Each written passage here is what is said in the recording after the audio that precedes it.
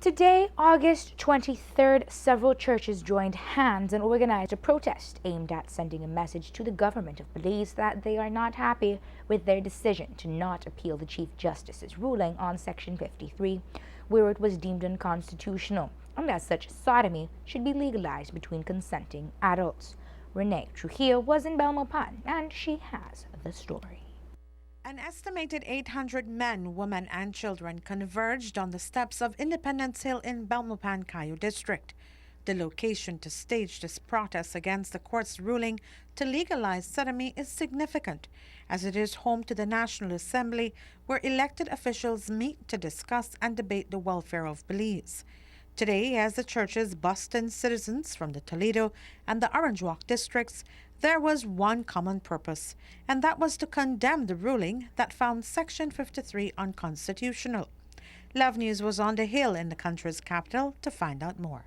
It is a slowly increasing stand that the church is taking. This is the start. So we have really only mobilized 2 districts. Today we brought 28 buses from Toledo.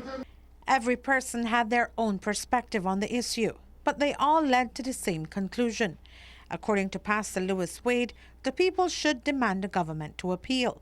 The president of the Southern Region Pastors Association, Pastor David Hernandez, says the ruling does not reflect the will of the majority of the people, while elected area Representative Rodwell Ferguson says he is against the ruling. The people should not ask the government to appeal. The people should demand of its government to appeal on its behalf. I stand 100% against the Prime Minister's decision to paint the homosexual issue as a church versus state issue, or as a church versus LGBT issue.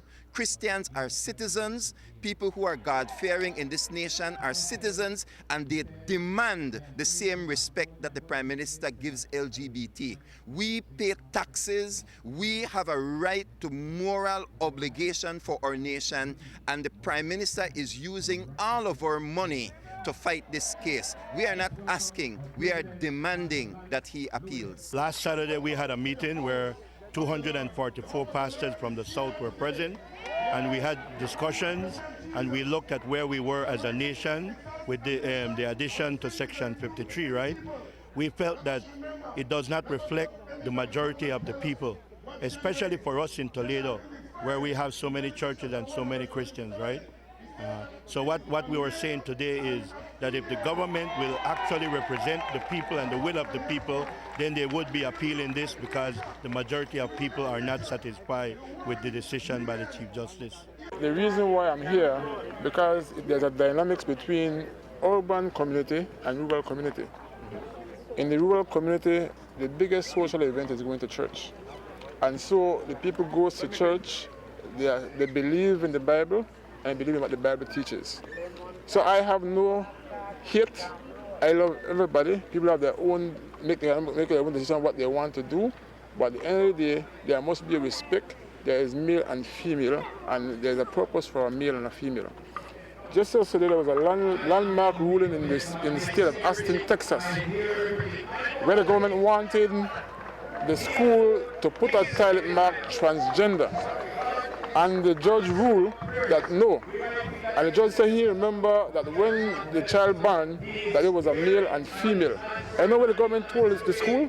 That because you don't want to accept, then we'll stop your funding to the school. So there's a pressure that is being brought on schools and governments and constituencies to say you have to accept our decision. So I'm totally against it. I respect those who want to live another lifestyle. I have no problem with them, but keep it in private. Love News also spoke with a former municipal leader as well as activists and young Belizean men. We've been looking at this, we've been praying over it, and I thought after listening to the homily of my priest, and as a good Roman Catholic, I said we have to support this move. This ruling with the Chief Justice concerning homosexuality in our midst, I consider it a very destructive ruling, and it's something that will last, like the guy just says, right up to the footsteps of eternity. This will affect our children a lot in this country. I came out here to support the church and stand by what the Bible says and no turning back. I just think mostly about the youths, the young people. Well, this is something that we grew up not seeing, like for instance, a man and a man or a woman and a woman on the street.